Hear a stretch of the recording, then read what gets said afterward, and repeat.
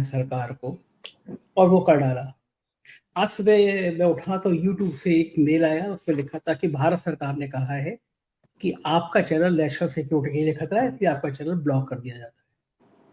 मैं हैरान हुआ, मैंने यूट्यूब को मेल करके पूछा है कि कौन सा वीडियो ऐसा है जो भारत सरकार को लगा कि वो नेशनल सिक्योरिटी के लिए खतरा है। लेकिन सवाल पूछना भी क्या देश हित के खिलाफ है? क्या ये पूछना कि पहलगांव में सिक्योरिटी क्यों नहीं थी, ये पूछना क्या देश हित के खिलाफ है? मोदी जी देश नहीं है, ये मैं मानता हूँ, और लोकतंत्र तभी जिंदा रहता है जब सवाल पूछने की आजादी होती है। अगर सरकार को कोई लगा था कि कोई मेरा वीडियो गलत है, जो देश हित के खिलाफ है, तो मुझे एक मेल करते, मुझसे कहते कि ये वीडियो खराब है, खिलाफ है देश के, आप इसको हटा दीजिए। अगर मैं देखता कि नेशनल सिक्योरिटी के लिए कोई चीज़ खराब है तो मैं खुद उसको हटा देता। हो सकता है, मैं दावा नहीं कर रहा कि बहुत सारे वीडियो जाते हैं, हो सकता है सरकार के एक्सपर्ट को लगे कि ये देश के खिलाफ है, लेकिन मुझे बताना तो चाहिए था। पहले मुझसे पूछते तो।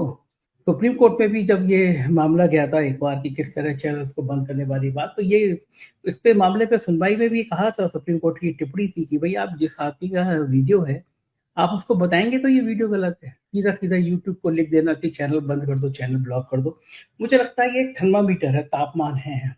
आज मेरा बंद होगा, देखेंगे कि कितना उफान आता है, देश में कितना रिएक्शन होता है। कुछ नहीं होगा तो बाकी लोगों का बंद किया जाएगा। पहले एक को करो फिर सबको करो, ये वाली लाइन है। मैं तो अभी तक पहलगाम जा भी नहीं पाया, कुछ परिस्थितियां ऐसी थी। तो अगर ऐसे लोगों को आप प्रतिबंधित करेंगे, ऐसे लोगों को रोकेंगे, तो ये तो ठीक नहीं है। आप बताइए कि आपको क्या बुरा लग रहा है? क्या आप चाहते हैं कि सत्ता से सवाल ना हो? तो सत्ता से तो सवाल होंगे। आप यूट्यूब बंद करा देंगे, आप ट्विटर बंद कर, एक्स बंद करा देंगे जो ट्विटर था पहले, अब आप फेसबुक बंद करा देंगे, फिर क्या करेंगे? आवाजों को बंद करा देंगे।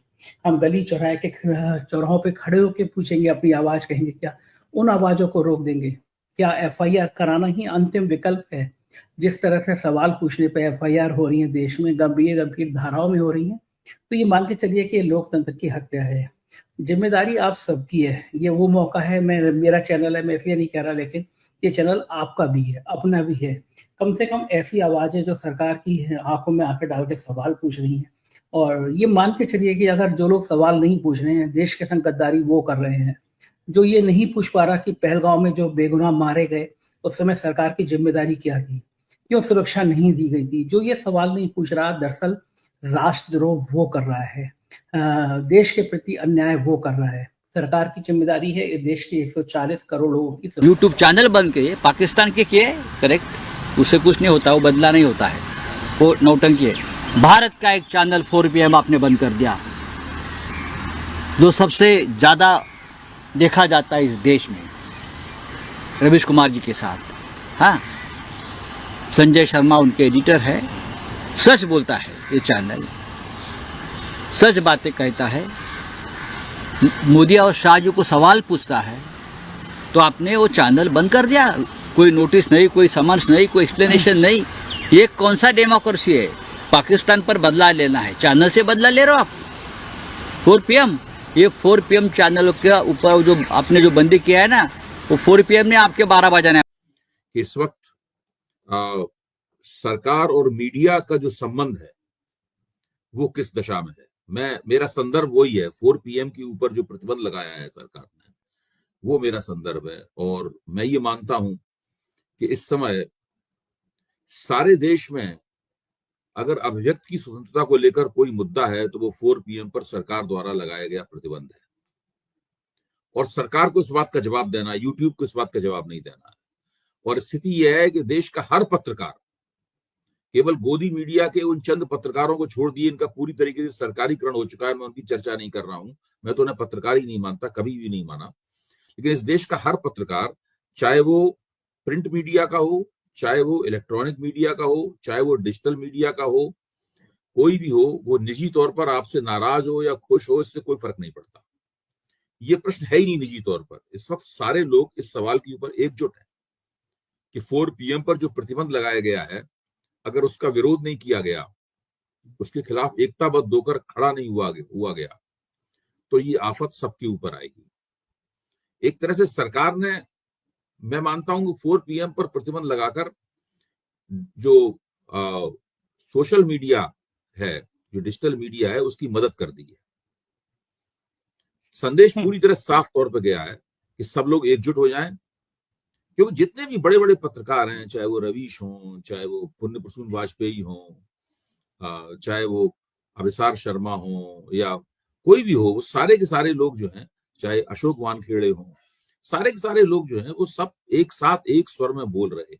तंजुम, अजीत अंजुम हो, हमारे मित्र हैं, ये हों, ये सब लोग एक स्वर में बोल रहे हैं। मैंने सोशल मीडिया के अंदर मतभेद भी देखे हैं, आप भी जानते हैं कि मतभेद हैं, लेकिन इस सवाल पर सरकार ने इन मतभेदों को मिटा दिया है। सरकार की जो दमनकारी कार्रवाई है, ये लोकतंत्र के इतिहास में काले अक्षरों में लिखी जाएगी। और जब भी सरकार ने मीडिया के ऊपर प्रतिबंध लगाने की कोशिश की है, चाहे वो याद कीजिए राजीव गांधी के जमाने में बिहार प्रेस बिल आया था, तो उसके खिलाफ पटना में जो प्रदर्शन हुआ था उसमें मैं भी शामिल था। और उसके आगे आगे तत्कालीन बिहार का सबसे बड़ा अखबार था सर्चलाइट, उसके संपादक चल रहे थे, पुलिस ने लाठीचार्ज किया तो उनका सिर फट गया था, लेकिन सरकार को बिहार प्रेस बिल जगन्नाथ मिश्रा को वापस लेना पड़ा। जब भी ऐसा किया गया है तब भी सरकार के लिए उसका परिणाम विपरीत निकला है, और सरकार ने 4 PM पर जो प्रतिबंध लगाया है इसका परिणाम भी विपरीत निकलेगा। मैं इस बात की, मैं बॉन्ड पे लिख के आपको ये बात दे सकता हूँ कानून किस तरीके से काम करता है। लेकिन मुझे भरोसा ये है कि अगर अदालतें आपका साथ देंगी और एक बार फिर 4 PM का जो नेशनल चैनल है वो निकलकर सामने आएगा और पहले से ज्यादा वेग के साथ में लोकप्रिय होगा, प्रभावी होगा, मुझे पक्का यकीन है। एक बड़ा वर्ग देश में लगातार कह रहा था कि देश में अघोषित आपातकाल है। जैसे कोई व्यक्ति कहता है कि मेरे को बुखार है, तो वो हाथ देखकर कहते हैं तुम्हारे हाथ तो ठंडे हैं, पर वो असल में उसको बुखार होता है और पता चलता है कि उसकी हड्डियों में बुखार है, उसके अंदर बुखार है, वो थर्मामीटर से पता चलता है।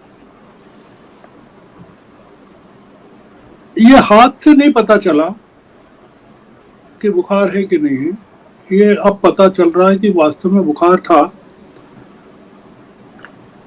अघोषित आपातकाल था। अब उसको अनौपचारिक रूप से इनफॉर्मली घोषित कर दिया गया है।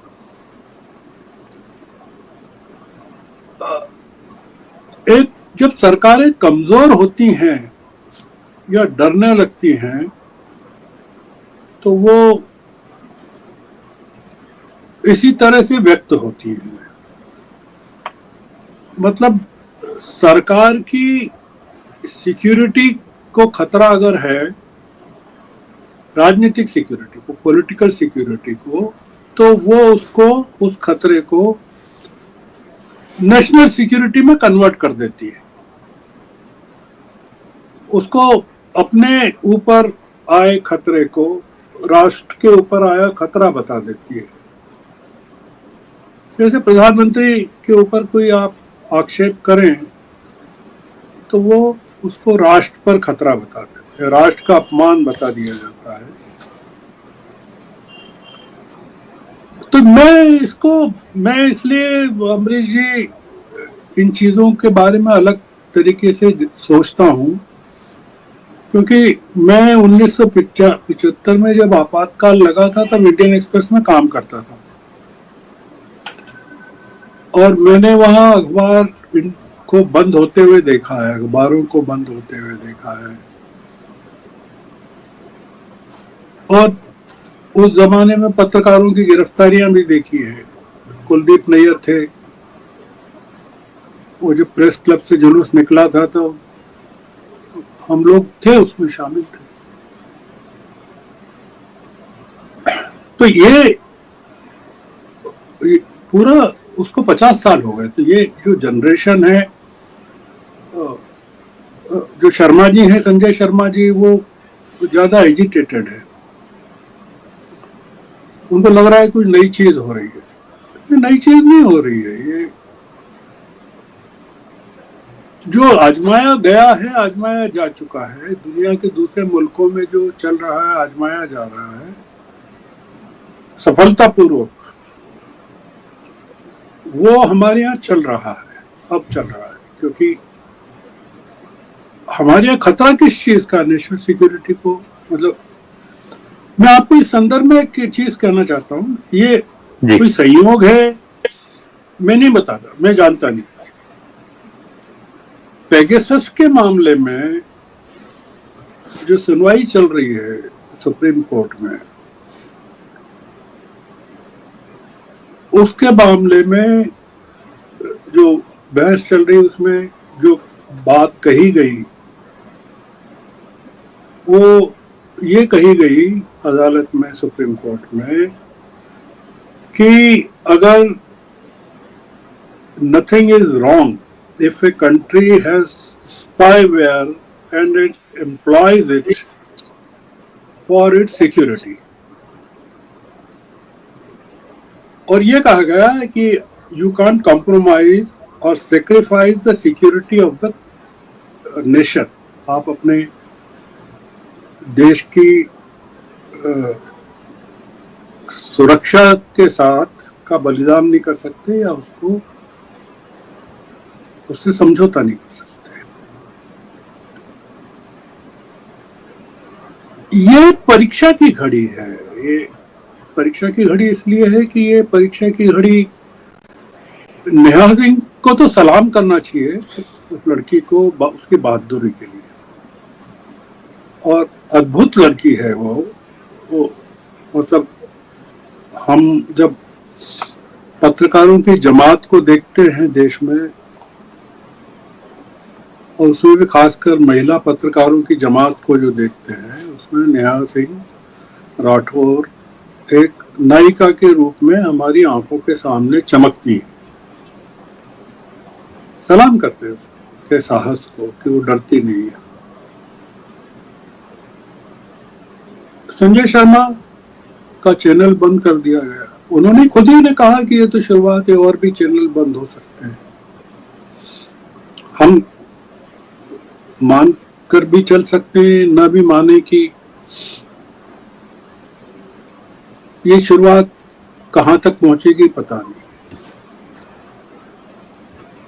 आपने कहा, मैं कहने वाला था, आपने कह दिया। कल जब खबर आई थी कि बीजेपी के पार्टी अध्यक्ष का चुनाव टल गया है और नड्डा जी बने रहेंगे, तब मैं समझ गया था कि बहुत सारी चीजें देश में होने वाली हैं। नफरत फैलाओगे, साहेब के दरबार में ठुमके लगाओगे तो इनाम पाओगे, सच बोलोगे तो खामोश कर दिए जाओगे, खामोश कर दिए जाओगे। सवालों से भागते मोदी अब चैनल बंद करवाने लगे हैं। राहुल और मल्लिकार्जुन खड़गे ने चिट्ठी लिखी है, स्पेशल सेशन बुलाओ, संसद का विशेष सत्र बुलाओ। अब विशेष सत्र होगा तो सवाल खड़े होंगे, पहलगाम से लेकर के डॉक्टर मेंडूसा, नेहा राठौर और बंद कराते हुए चैनलों के साक्षात उदाहरण, ये सब पर सवाल देना होगा, जवाब देना होगा। विशेष सत्र बुलाने के लिए विपक्ष फरियाद करेगा, गिड़गिड़ाएगा, चिट्ठी लिखेगा, सवाल कर लेगा तो देशद्रोही कहलाएगा। देश के नाम पर बहस हो रही है तो देश का नाम मोदी रख दो। फिर देश के नाम पर बहुत बहस हुई, इंडिया है कि भारत है, मोदी चेंज करके रख दो। आज 4 PM बंद करने की खबर आई सुबह सुबह। 4 PM बंद किया गया। मैं पहले भी कह चुका हूं कि संजय शर्मा मेरे बहुत अच्छे मित्र हुआ करते। जब तक आप पत्रकारिता करेंगे तब तक मैं साथ रहूंगा, लेकिन फिर हो सकता है उनकी कोई मजबूरी हो सकता है उनका एक चॉइस हो। उन्होंने एक कारपोरेट ग्रुप से हाथ मिलाया, उनकी चॉइस है। उस कारपोरेट ग्रुप को छोड़ के बाकी जगह पे वो लगातार सवाल उठाते रहे। उनके उस सवाल उठाने वाले इश्यूज को हम साथ देते हैं, लेकिन कोई भी पत्रकार कारपोरेट घराने के साथ जुड़े तो फिर मैं थोड़ा सा डिस्टेंस ले लेता हूं, इसलिए मैं अलग हो गया। उसके बाद उनकी मैंने आलोचना भी इसलिए की क्योंकि उन्होंने ये कहा था कि अडानी के खिलाफ बोलने वाले राष्ट्रद्रोही हैं। तब मुझे लगा कि मुझे राष्ट्रद्रोही बोला गया, तब मैंने उसका जवाब दिया। लेकिन उसके बाद ठीक है, संजय शर्मा ने व्यक्तिगत आरोप लगाए कि वो मेरी पोल खोल देंगे, मैं अभी भी इंतजार कर रहा हूं। लेकिन आज मैं संजय शर्मा के साथ खड़ा हूं, आज मैं 4 PM के साथ खड़ा हूं। इसलिए नहीं कि मैं अडानी से मैंने दोस्ती करी, इसलिए कि मैं बोलने की आजादी चाहता हूं। इसलिए कि मैं बाबा साहेब आम्बेडकर के दिए हुए उस संविधान में श्रद्धा रखता हूं, इसलिए